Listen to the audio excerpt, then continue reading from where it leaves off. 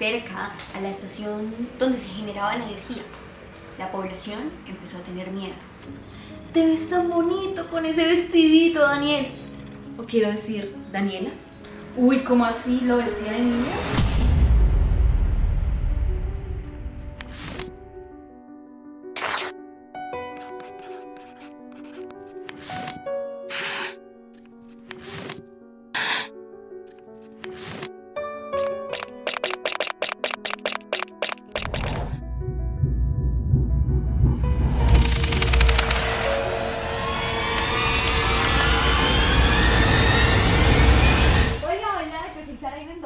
Mi nombre es Daniela Ramos. Y yo soy Sara Cortés. Bienvenidos a ¿Quién dijo miedo? El podcast en donde hablaremos de los secretos más oscuros e intrigantes de Colombia y el mundo. Porque donde hay un enredo, entramos sin miedo. Psicópata, sociópata, diabólico o criminal. El monstruo de los manglares, el violador de vírgenes, Daniel Camargo Barbosa, uno de los criminales y violadores más inteligentes del país. Colombia, 22 de enero de 1930. En un pequeño pueblo de Cundinamarca llamado Anolaima, nace Daniel Camargo Barbosa. Su vida desde el primer instante estuvo marcada por la tragedia. Nadie podía imaginar que aquel niño se convertiría en uno de los asesinos más despiadados de toda Latinoamérica. Pero todo monstruo tiene un origen, y el suyo comienza aquí. La muerte llegaría a su vida incluso antes de que pudiera entenderla. Su madre, Teresa Barbosa Salazar, fallece cuando él tenía aproximadamente 2 años. Una muerte que dejaría un vacío en su vida, dejando a la deriva a su media hermana Cecilia y su padre. Su padre no era un padre amoroso. El señor Daniel Camargo Briceño era lento y serio. Le daba grandes golpizas y después de un tiempo consigue una nueva esposa. Cabe recalcar que era joven y muy hermosa, llamada Dioselina Fernández. Y aquí es donde la cosa se pone fea. La nueva esposa era infértil. No podía tener hijos. Y al parecer esto le pegó fuerte mentalmente. ¿Y qué hizo para compensarla? Emitió favoritismos por Cecilia, la media hermana de Daniel. Su madrastra le quitaba los pantalones, lo hacía agacharse, inclusive le pegaba con rejo de ganado. También le ponía en aguas de mujer. Él se escondía y ella llevaba a sus compañeros del colegio a que fueran y lo vieran. Una total humillación. Luego empezó a vestir como niña para ir al colegio. Y como aliada, claramente estaba Cecilia. Te ves tan bonito con ese vestidito, Daniel. O quiero decir, Daniela. Uy, ¿cómo así? ¿Lo vestía de niña? Claro que sí, y lo mandaba hacia el colegio. En una de sus entrevistas, él dice textualmente: lo que estaba tratando era convertirme en una mujer. Puede ser que no me odiara, puede ser que me amara, pero no me podía amar como un niño, señalaba él. Imagínate llegar a la escuela vestido de niña mientras todos usan uniformes normales. Un acto de lo más humillante, a mi parecer. A pesar de todo, Daniel era un niño brillante, supremamente inteligente. Es por eso que su padre decide enviarlo a Bogotá, ya que se había hecho de alguna pequeña fortuna a través del comercio. Llega a estudiar en uno de los colegios más prestigiosos del país en aquel entonces, el Colegio Salesiano San Juan Bosco. Allí se interesaría por la gimnasia americana, la literatura, el latín, entre otras cosas. Es efectivo y benéfico para la sociedad, porque estaría absolutamente seguro de que jamás afloraría de nuevo aquel deseo, aquella tendencia, o como se le quiera llamar. Entonces lo que necesito es una psicoterapia, porque el castigo no es una panacea. Sin embargo, este instituto tenía un lado oscuro. Era dirigido por sacerdotes y esos sacerdotes abusaban sexualmente de sus compañeros. Esto dio gran repulsión en él y le pide a su papá que lo cambie de colegio. En 1943 ingresa al Salesiano León XIII, donde cursa 7º de bachillerato y sin embargo él nunca obedecía, no era su fuerte, le gustaba más como la encuadernación, el sumergirse en los libros, pero siempre le quedó como un resentimiento hacia el clero. Además hay como un datico curioso, es que ese resentimiento del clero se vio marcado porque su hermana Cecilia había tenido un hijo del sacerdote de Analoima, pueblo en el que nació Daniel. Finalmente, a los 16 años dejó de asistir a clases por completo y su paso por la educación formal se vio truncado por la aversión que sentía por la iglesia y por sus representantes. También tenemos que aclarar que Daniel Camargo era una persona muy inteligente. En el transcurso de sus colegios aprendió distintas lenguas. Esto lo llevó a tener una mejor capacidad, como un mejor desarrollo que otros estudiantes. Claro, y entonces, bueno, decide salirse del colegio con 16 años y empieza a trabajar en lo que vendría a desembocar toda su capacidad de diálogo y de manipulación. Un trabajo que era muy común en la época, en Colombia de los años 50, era ser vendedor puerta a puerta de electrodomésticos. Él empieza a desempeñarse en esto, lo que le da muchas herramientas de discurso y herramientas, por supuesto, de manipular a la gente para que le compraran, de persuasión. Y es así como conoce a su esposa, Cira Castillo, una joven hermosa con la que en 1957 inicia pues una familia. Él toma como el papel de mantener su hogar, de ir a trabajar, pero la ambición lo llevó por otros caminos. Claro, papel muy machista, ¿no? Porque tenemos muy claro que, digamos, en aquel momento los hombres eran los que tenían que proveer al hogar. Claro que sí. Por esta razón, en 1958, convencido de que el dinero fácil era la solución, planteó y ejecutó su primer robo en la modistería de un amigo. Su maniobra claramente no resultó perfecta y fue capturado después del robo. Fue juzgado también como un delito menor. De esta misma forma, también logró escapar. Y ahí se jodió todo. Claro, con esos amigos para que enemigos. Para 1962, Camargo viviría lo que sería otro punto de inflexión en su vida.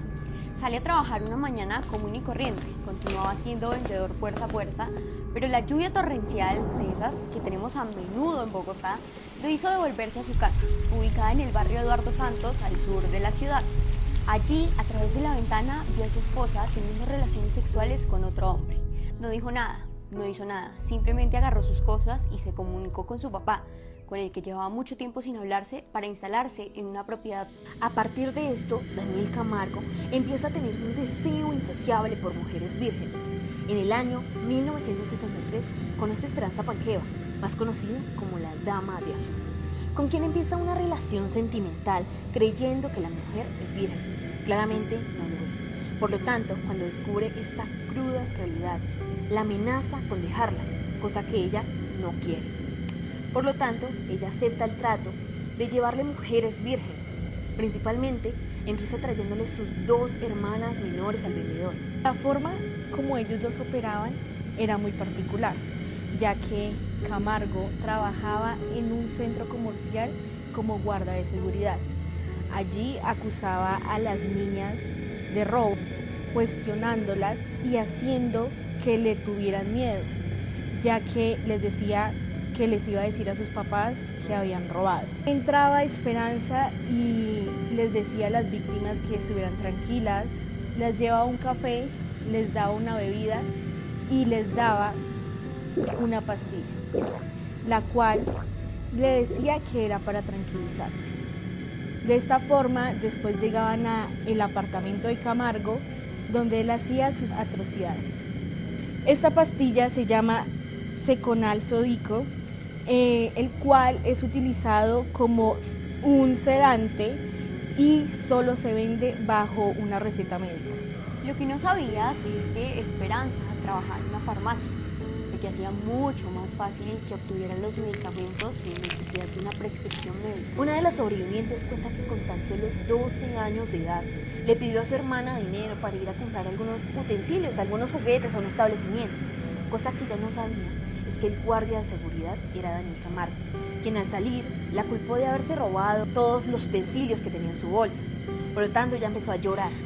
Ahí, su cómplice, Esperanza, llegó al establecimiento y la consoló y la llevó a una cafetería en donde le ofreció su pastilla mágica. Allí la durmió y esto hizo que estuviera inconsciente hasta el día siguiente en la madrugada, cuando ella se dio cuenta que había sido abusada. En 1964, la policía descubrió la rutina de estas dos personas y así identificaron su paradero en un reconocido almacén en el centro de Bogotá.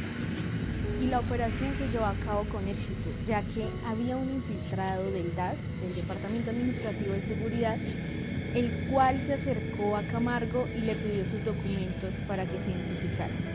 Es importante que recordemos que él era prófugo de la justicia. Es por esto que sale corriendo y recibe 2 impactos de bala. Uno de ellos lo recibe en su pierna.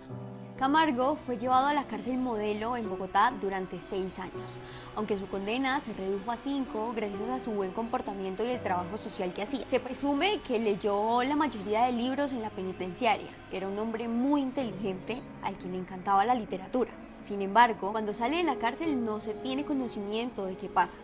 5 años después, para el 69, empiezan a ocurrir muchos asesinatos. Cada vez aparecían más cuerpos de mujeres en las inmediaciones del Salto del Tequendama, cerca a la estación donde se generaba la energía. La población empezó a tener miedo. Incluso circularon los rumores de que era un vampiro el que acechaba a sus víctimas en busca de sangre.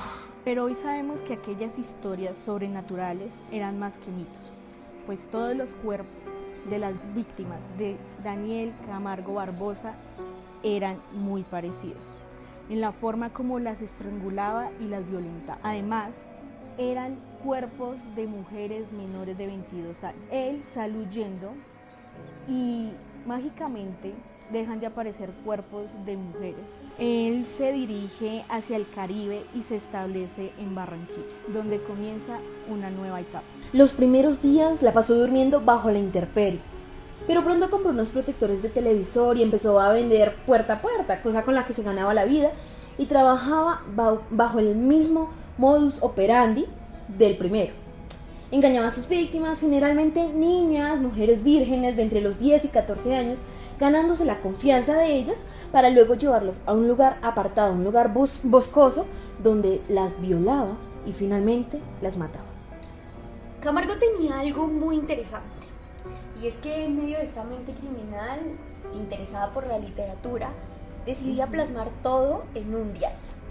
Y este relato que les voy a compartir es uno de esos que lograron identificar en alguno de sus diarios. Cualquier día estaba en un colegio y observé a una chica de unos 13 años. La abordé entregándole una pantalla que su profesora le había pedido llevar a casa.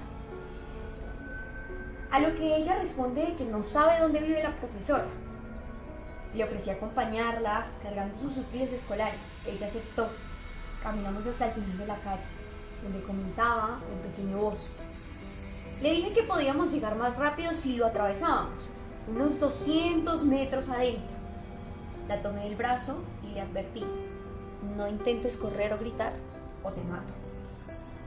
Quiero hacer el amor contigo. Si te dejas, te llevaré a casa. Si no, pasaremos la noche aquí. Se podía apreciar que estaba muy asustada y temblando levemente. Ella me dijo: sí, pero no me vaya a matar. Luego, acostada, la cubrí de besos y caricias, quitándole el calzón. La poseí con todo cuidado.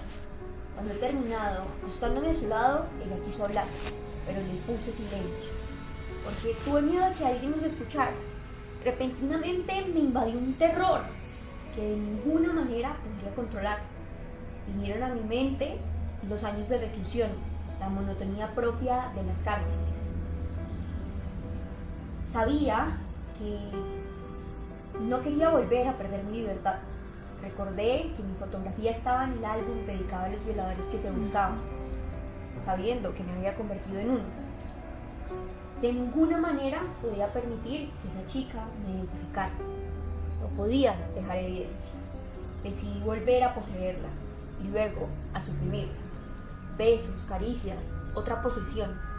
A continuación, suprimí constantemente su tráquea hasta que dejó de respirar. Y es que es muy probable que Daniel Camargo haya asesinado a más de 17 mujeres en la capital del Atlántico, que era donde se encontraba. Y fue capturado en 1974. Cuando lo capturó un policía fue muy sorprendente, muy único el momento, porque él se encontraba en una calle de un lote baldío donde estaba excavando en la tierra, había un cuerpo de una niña y el policía iba en una patrulla. Se bajó a mirar qué era lo que estaba sucediendo y fue cuando lo encontró con las manos en la masa.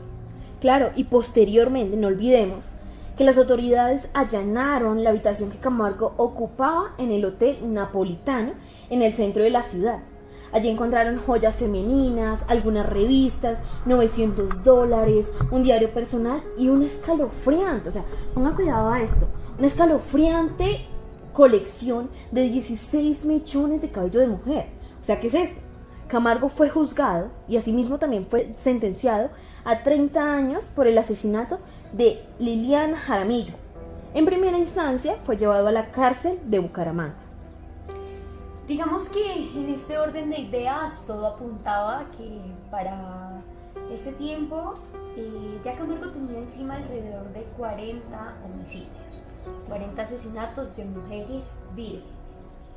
Así que las autoridades, evidentemente conscientes de lo peligroso que era Camargo para el mundo, para Colombia, decidieron trasladarlo a una de las prisiones de máxima seguridad del país. Se dice que la cárcel más segura en Colombia. Okay. Pero en los 50. En los 50, claro. Y era la cárcel que está ubicada en la isla Gorgona. Una cárcel que además tenía los guardianes más severos, o sea, no eran solo los reclusos más peligrosos, sino los guardianes más severos, claro. Y que tenía corrientes pues traicioneras y una zona infestada de tiburones, por lo que era difícil que alguien escapara de esa prisión. Por no decir imposible. Exacto. Así que durante 25 años fue la mayor prisión de seguridad que tuvo el país, y allí va a parar Camargo. Y es que cuando trasladaron a Camargo a esta cárcel fue toda una odisea, porque él estaba en Bucaramanga, y de Bucaramanga lo llevaron a Barranquilla por avión, y de Barranquilla tuvieron que llevarlo por barco, por lancha, a la cárcel. Claro. Él allí llega y es totalmente diferente, pues ya tenía el contexto de cómo era esta cárcel, que allí claro. Se tenía que comportar bien. Era como si no hubiera roto ningún plato, era totalmente distinto, claro. Actuaba con un comportamiento muy pacífico, ¿no? Porque sí. No aparentaba una imagen de violador. Sí, no, o sea, es que si no es porque los otros delincuentes sabían que él había violado, porque tenía su fama, entonces no eran sabidos. Claro, es que es de esos típicos a los que aquí en Colombia se les diría normalmente como no rompe un plato, sino sí, la vajilla entera. Sí, claro. Y atención a esto, en sus primeros años reclutado fue conocido por sus compañeros debido a las atrocidades que realizó, como ya habíamos dicho. Para Daniel Camargo claramente era horrorizante estar encerrado en aquella pequeña isla. Y debido a esto también tuvo una conducta ejemplar, en donde se destacó como una persona muy trabajadora, muy juiciosa y totalmente distinto, como lo hablábamos anteriormente, no aparentaba una figura de violador, de una persona que asesinaba a mujeres. Por lo tanto, el tiempo que duró allí en esta isla lo utilizó tanto como para leer libros como para mejorar algunas de sus habilidades corporales, como también psicológicas y también cognitivas. Claro, y es que Camargo era un tipo demasiado astuto, ya lo hemos dicho, una de las mentes criminales más inteligentes del país. Y es que él empezó a estudiar en sus tiempos libres, empezó a estudiar el clima, empezó a estudiar el cielo, y se dio cuenta que habían días donde la marea en la isla era un poco más alta que otra. Entonces, en medio de todo este estudio que realizó, al tipo se le ocurrió una idea genial. Y es que con un árbol empieza a construir una canoa en la que empezaría a planear su escape, ¿no? Pero después de algunos meses, en un control de rutina que hacían los guardias, descubrieron la canoa y la llevaron al patio central de la cárcel. Allí le dijeron a los reclusos que tenían que destruirla. Daniel Camargo, en medio de toda su astucia y de toda su inteligencia, se ofreció a ser él el que la destruyera.